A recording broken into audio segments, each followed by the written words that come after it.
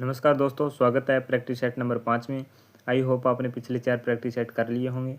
अगर आपने वो अभी तक नहीं किए हैं तो आप प्ले लिस्ट में जाकर वो पिछले 4 प्रैक्टिस सेट कर लें। और हम डेली प्रैक्टिस सेट के माध्यम से 20 क्वेश्चन है वो साइंस के करवाते हैं, जो कि रेलवे ग्रुप डी के एग्ज़ाम के लिए काफ़ी ज़्यादा इंपॉर्टेंट है। जो रेलवे के पिछले एग्ज़ाम्स में चाहे ALP हो, टेक्नीशियन या फिर NTPC JEE कुछ भी एग्ज़ाम हो, उसमें जो साइंस के प्रश्न पूछे गए हैं वो हम करवा रहे हैं इस प्रैक्टिस सेट के माध्यम से, ताकि आपके आने वाले ग्रुप डी के एग्ज़ाम में, जो कि आपका 17 नवंबर से स्टार्ट होने वाला है, उसमें इम्पोर्टेंट रहे, आपके लिए काफ़ी ज़्यादा लाभदायक रहे। तो चलिए हम स्टार्ट करते हैं क्वेश्चन नंबर 81 से। तरंग दैर्ध्य का SI मात्रक क्या है? हर्ट्ज, किलोग्राम, सेकंड और मीटर। तो तरंग दैर्ध्य का SI मात्रक का वो मीटर होता है, तो ऑप्शन नंबर डी राइट हो जाएगा। प्रश्न नंबर 82 पे चलते हैं हम। RPF कांस्टेबल में पूछा गया प्रश्न है, किसी पदार्थ की मात्रा को मापने के लिए निम्नलिखित में से किस इकाई का प्रयोग किया जाता है? लक्स का, टेस्ला का, मोल का या जूल का? तो पदार्थ की मात्रा को मापने के लिए मोल का प्रयोग किया जाता है। जैसे कि आपको बताया गया है कि जो फंडामेंटल यूनिट्स होती हैं, जो मूलभूत मात्रक होते हैं, उनमें एक पदार्थ की मात्रा भी होती है जिसका मात्रक होता है मोल। तो ऑप्शन नंबर बी राइट हो जाएगा। ये आप इसकी व्याख्या भी चेक कर सकते हैं, वीडियो को पॉज करके आप ये भी एक्स्ट्रा जानकारी वो पढ़ सकते हैं। प्रश्न नंबर 83 RRB JEE में पूछा गया प्रश्न है, निम्नलिखित में से कौन सा SI इकाई में मोल का प्रतीक है? तो मोल का प्रतीक पूछा गया है, तो ऑप्शन नंबर बी ये आपको दिख रहा है MOL मोल। तो इससे आपको डायरेक्ट पता चल जाएगा कि मोल का प्रतीक कौन सा है, MOL ध्यान रखना है आपको। ये mg, ये g ग्राम के लिए, ये किलोग्राम के लिए, ये mg बार के लिए होता है। प्रश्न नंबर 84 JEE में पूछा गया प्रश्न है, विद्युत ऊर्जा का वाणिज्यिक मात्रक क्या है? किलोवाट घंटा, जूल, वाट, वोल्ट। तो वोल्ट वो विभवांतर का होता है, जूल कार्य का होता है, ऊर्जा का भी होता है, लेकिन वाणिज्यिक मात्रक नहीं है। और तो इसका राइट आंसर होगा ऑप्शन नंबर ए, किलोवाट घंटा है वो विद्युत ऊर्जा का वाणिज्यिक मात्रक होता है। आगे वाले प्रश्न पर चलते हैं। प्रश्न नंबर 85 JEE में आया हुआ प्रश्न है, मात्रक कूलाम पर सेकंड का दूसरा नाम क्या है? जूल, वोल्ट, एम्पियर और सेकंड। कूलाम होता है विद्युत आवेश, जिसे Q से डिनोट किया जाता है, Q अपॉन सेकंड, यानी समय को T से डिनोट किया जाता है, तो Q अपॉन T, यानी आवेश प्रवाह की दर को धारा कहते हैं, = I विद्युत धारा। और विद्युत धारा का ऐसे मात्रक होता है एम्पियर। तो ऑप्शन नंबर बी राइट हो जाएगा। प्रश्न नंबर 85 का ऑप्शन नंबर बी राइट हो जाएगा, एम्पियर। प्रश्न नंबर 86 तरंग वेग का ऐसे मात्रक क्या है? मीटर सेकंड, मीटर पर सेकंड और या हर्ट्ज। तो तरंग वेग, यहाँ पर वेग नाम आ गया है, तो वेग का होता है मीटर पर सेकंड। तो ऑप्शन नंबर बी राइट हो जाएगा, चाहे वो तरंग का वेग हो या किसी का वेग हो, मात्रक मीटर पर सेकंड ही होगा। तो ऑप्शन नंबर बी राइट हो जाएगा। चलते हैं हम प्रश्न नंबर 87 पर। JEE में आया हुआ प्रश्न है, ध्वनि प्रदूषण खालिस्तान में मापा जाता है। तो ध्वनि प्रदूषण डेसिबल में, एम्पियर में, जूल में या ओम में? तो जूल में कार्य, प्रतिरोध, ओम में प्रतिरोध, एम्पियर में विद्युत धारा। तो ऑप्शन नंबर ए राइट हो जाएगा। ध्वनि प्रदूषण है वो डेसिबल में मापा जाता है, तो ऑप्शन नंबर ए। जो मैं आपको एक्स्ट्रा जानकारी बता रहा हूँ, जो इसमें 4 ऑप्शन दिए गए हैं उनके बारे में मैं एक्स्ट्रा जानकारी बता रहा हूँ, तो वो भी आपको ध्यान रखना है, आपके एग्जाम में पूछे जा सकते हैं। प्रश्न नंबर 88 NTPC में आया हुआ प्रश्न है 2021 में, ध्वनि की प्रबलता खालिस्तान में मापी जाती है। तो प्रतिध्वनि में, डेसिबल में, आवृत्ति में या हर्ट्ज में? तो ऑप्शन नंबर सी राइट हो जाएगा, डेसिबल में मापी जाती है ध्वनि की प्रबलता, चाहे वो ध्वनि प्रदूषण हो या ध्वनि की प्रबलता हो, डेसिबल में ही मापी जाएगी। तो ऑप्शन नंबर सी राइट हो जाएगा। ये एक्स्ट्रा जानकारी कुछ इसके बारे में आप चेक कर सकते हैं। और ये बात आपको ध्यान रखनी है कि वायु में ध्वनि की चाल है वो 332 मीटर पर सेकंड होती है। और ये बात है वो लाप्लाक्स ने बताई थी। लाप्लाक्स नाम का एक वैज्ञानिक था जिसने बताई थी कि ध्वनि की चाल 332 मीटर पर सेकंड होती है। प्रश्न नंबर 89 और ये प्रश्न RRB ग्रुप डी में 2 बार पूछा गया है।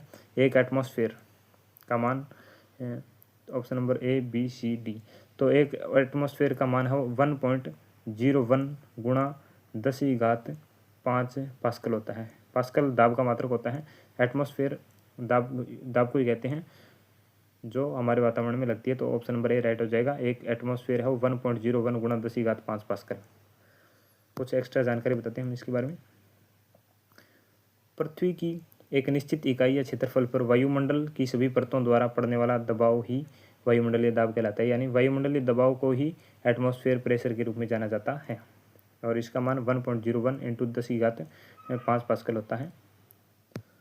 प्रश्न नंबर 90, 1 हॉर्स पावर किसके बराबर होता है? ये तो आपको पता ही होगा।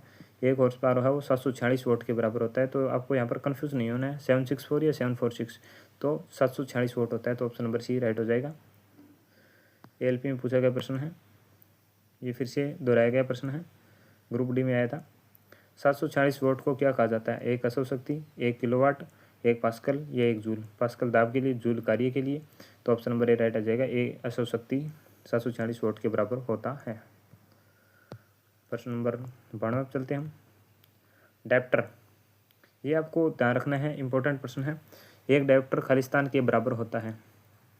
तो एक डायप्टर होता है, लेंस की क्षमता मापी जाती है डायप्टर में। डायप्टर को डी से डिनोट किया जाता है और डायप्टर बराबर होता है 1/f। एफ होती है फोकस दूरी। फोकस दूरी को मीटर में मापा जाता है। फोकस दूरी को मीटर में मापा जाता है। तो इसका मान हो जाएगा 1/मीटर।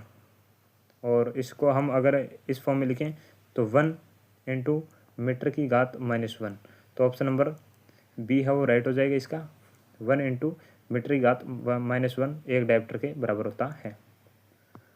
प्रश्न नंबर 93, जेई में वो प्रश्न है, 1 मीटर किसके बराबर होता है? 10⁻⁻6 माइक्रोन, 10⁻⁻3 माइक्रोन, 10⁻6 माइक्रोन और 10⁻3 माइक्रोन। तो 1 मीटर है वो ऑप्शन नंबर बी 10⁻6 माइक्रोन के बराबर होता है। इसके मैं कुछ और भी आपको बताता हूँ मात्रक वगैरह जो इसके मीटर के बराबर होते हैं, और आपको ये ध्यान रखना मोस्ट इंपॉर्टेंट है, टिक कर लेना।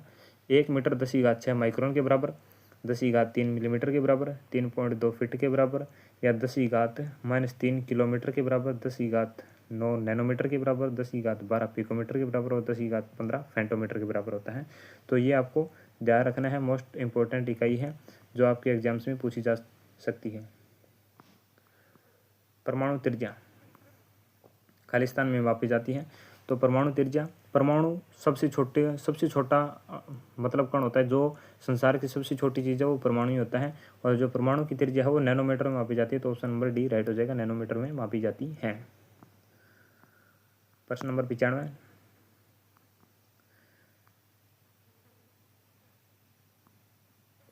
प्रतिदीप्ति यानी इल्यूमिनेशन की माप निम्नलिखित में से किसका उपयोग करके की जाती है? Milli volt meter, stroboscope, lux meter या पीएच मीटर। ये तो पीएच मीटर तो अम्लीय क्षारीय का मान बताता है। तो प्रतिदीप्ति की मान है वो माप है वो ऑप्शन नंबर सी यानी लक्स मीटर से मापी जाती है। तो ऑप्शन नंबर सी राइट हो जाएगा। चलते हैं हम अगले प्रश्न पर, और ये भी आपको ध्यान रखना है इसका मात्रक वगैरह। 1 लक्स बराबर 1 ल्यूमेन अपॉन मीटर स्क्वायर। ये प्रश्न काफ़ी बार पूछा गया है, चाहे वो ALP का एग्जाम हो, ग्रुप डी का एग्जाम हो। तो इस क्वेश्चन को आपको इम्पोर्टेंट टिक कर लेना है। ये आपकी शिफ्ट में भी पूछा जा सकता है। 1 किलोवाट हावर किसके बराबर होता है?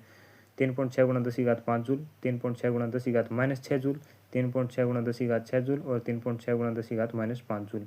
तो इसका राइट आंसर होगा 3.6 × 10⁻6 जूल। तो ऑप्शन नंबर सी इस प्रश्न का राइट आंसर हो जाएगा। आपको ध्यान रखना है, ये प्रश्न काफ़ी ज़्यादा इंपॉर्टेंट है, आपकी शिफ्ट में भी पूछा जा सकता है। प्रश्न नंबर, ये आप थोड़ा सा इसके बारे में और भी जानकारी ले सकते हैं। 1 किलोवाट घंटा होता है, 1 किलोवाट इंटू 1 घंटा। 1 किलोवाट में होता है 1000 वोट। जैसे 1 किलोमीटर में 1000 मीटर होता है ना, उसी प्रकार 1 किलोवाट में 1000 वोट होंगे। 1 घंटा में 60 मिनट होंगे। और इसको फिर 1000 जूल पर सेकंड, वोट को जूल पर सेकंड में कर सकते हैं हम, और मिनट को 60 इंटू 60 सेकंड में कर सकते हैं। 3600 इंटू 1000 और 36 लाख जूल हो जाएंगे। और इसको हम घात के फॉर्म में लिखेंगे तो ऐसा आ जाएगा 3.6 × 10⁻6 जूल। प्रश्न नंबर 97, ये देख सकते हैं आपको दूसरी फॉर्म में पूछा गया। 1 किलोवाट घंटा ऊर्जा खालिस्तान के बराबर होती है। तो ये मैंने आपको बताया था ना कि 36 लाख जूल। तो यहाँ पर कंफ्यूज नहीं होना, आपको यहाँ पर जीरो काउंट कर लेनी। 1 2 3 4 और 5 जीरो आएगी 36 के बाद। तो ऑप्शन नंबर डी में है ये। तो ऑप्शन नंबर डी राइट हो जाएगी। इस प्रश्न का राइट आंसर होगा ऑप्शन नंबर डी। प्रश्न नंबर 98 में चलते हैं। 1 किलोवाट बराबर कितने किलोवाट होता है? जूल पर सेकंड। जूल पर सेकंड इसकी इकाई होती है। तो ऑप्शन नंबर ए 1 किलोवाट, मैंने आपको बताया था ना कि 1 किलोवाट में 1000 वोट होते हैं, तो ऑप्शन नंबर ए राइट हो जाएगा। और ये जूल पर सेकेंड है, ये वोट की इकाई है, तो ऑप्शन नंबर ए राइट हो जाएगा।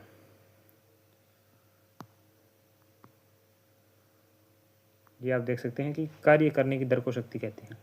शक्ति का ऐसे मात्रक होता है वोट, डब्ल्यू से डिनोट किया जाता है, और जिसे वैज्ञानिक जेम्स वोट के समान में रखा गया था। और शक्ति बराबर होता है कार्य बटा समय, मतलब कितने समय में कितना कार्य किया गया है वो शक्ति या क्षमता कहलाती है। और 1 किलोवाट का मान होता है 1000 वोट या 1000 जूल पर सेकेंड।